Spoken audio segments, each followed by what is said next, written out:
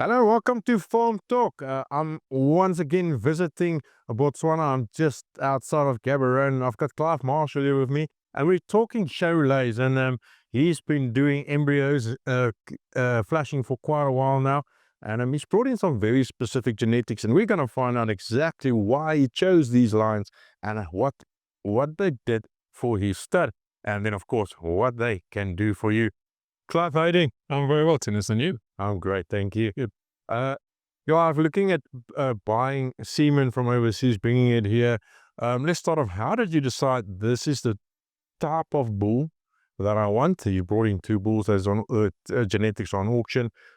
What can people expect from these bulls, and why did you choose these two specific lines? Yeah, good question, Tinnis.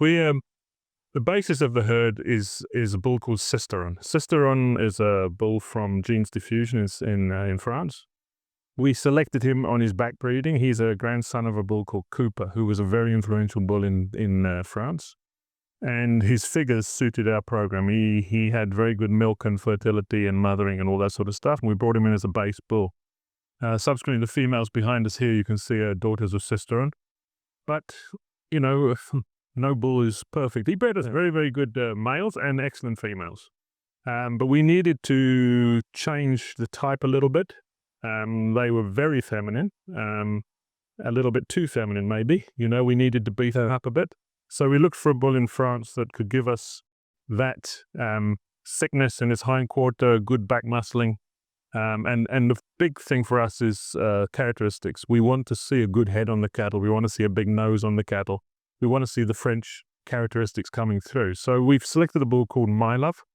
He's a son of Jukebox, which was a son of Ibrahim Mick, a very, very good bull, out of a Pinay cow.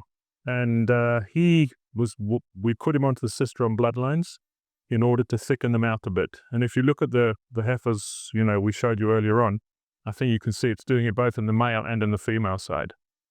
Onto that, what we've done is, again, we've gone away and we've looked for a bull that's easy calving, has a very, very good pedigree, and has good maternal figures and muscling figures, and that's a bull called Rulio.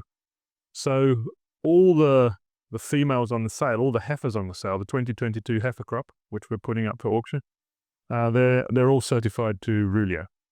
And we think that we're giving breeders the opportunity to get cattle from the very heart of the herd. In other words, you're getting two lines which nobody else has at this current time.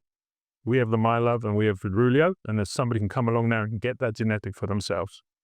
So that's the basis of what we've been doing. Adding something new to a herd always gives you that, even though it's the same, it's the same breed, it just gives you that little bus to crack. It just gives you that something else to go to, and maybe you can go maybe a little bit more feminine or a little broader depending on what you want, and all of that is on the sale from a feminine type. The bulls that came from these two lines, we saw them today. What is your thinking about the bulls that they bred? Yeah, look, a guy that comes here to buy with females and a bull, he's got the opportunity to buy a Sisteron son to put on MYLOVE females, or a MYLOVE son to put on Sisteron females, and that's really what we have been doing. So they have the opportunity to get the first-hand bloodlines that we've been utilizing and been very successful with them. I mean, the MYLOVE sons to date have averaged over 140,000 kula so far. And we've exported all of them to South Africa, every last one of them. They've all gone. So it's been really, really good in that way.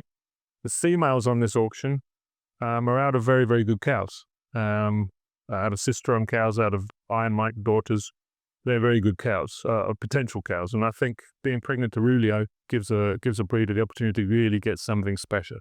So they're almost taking the heart of the Marshalls that they have the opportunity to take that to South Africa, or to Namibia, Zambia for that matter, something special that for every stud breeder.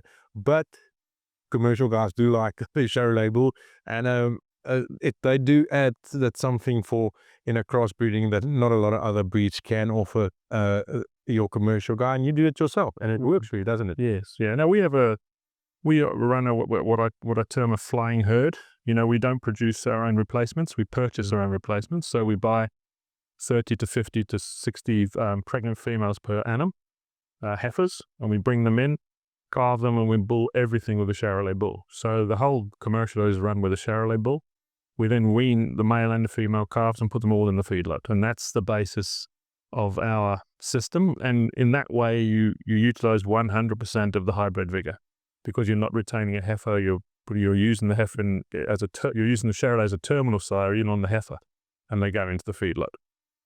Clive, we're going to ask you a little bit more later on about your auction specifically.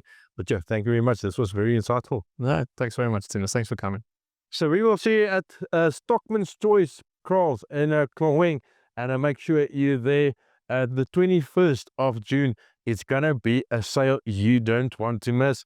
And I suggest you come through early if you're from the other side of the border. Until next time, cheers.